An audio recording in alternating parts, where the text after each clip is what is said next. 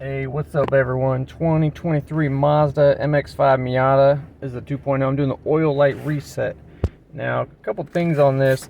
I printed out instructions and you can have it reset either in this screen or on your dash. There's two different ways to do it. I'm going to be showing you how to do it on this screen.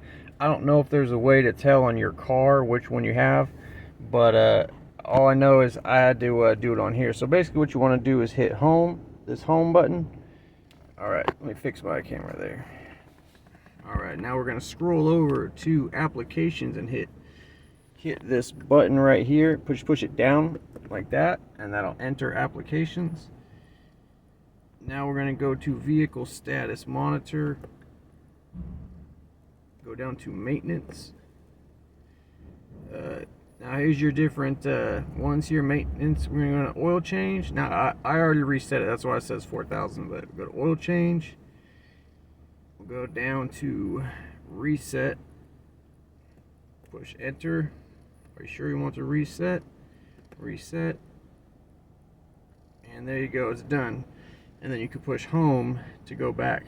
Now, if you go over to applications and you don't even see that option, if the vehicle status monitor is not there, someone may have turned off that setting.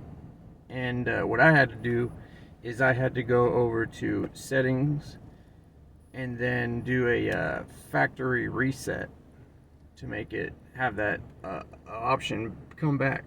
So to do that, you go over to I'm sorry about the camera work here, this screen's hard to, you go to system and then you go all the way down, I believe, to restore all factory settings. Once I did that, I was able to go over to applications, and then that option to reset the oil light was there. I don't know why a person would turn it off, but I believe there's an option to do it. So hopefully this video helped you out. It's a 2023 Mazda Miata. Alright, thanks for watching.